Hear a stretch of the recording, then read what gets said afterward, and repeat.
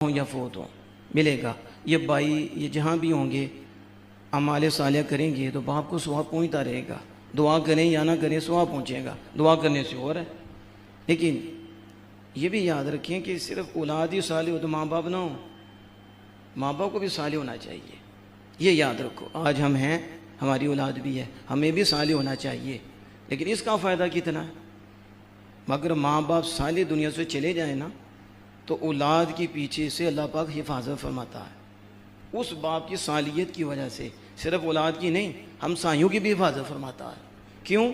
क्योंकि जो गया है वो नेक था, उस नेक की वजह से अल्लाह पाक उनकी औलाद की भी हिफाजत फरमाता रहता है और हम साइयों की भी हिफाजत फरमाता रहता है। सिर्फ यहाँ तक नहीं है, बड़ी हिफाजत होती है। आपने वो वाक़या तो बारहा ही सुना है कि यतीम बच्चों का माल था और उनका पीछे बाप साले नहीं था, उस पर कलाम ही नहीं कि वो साले था या नहीं।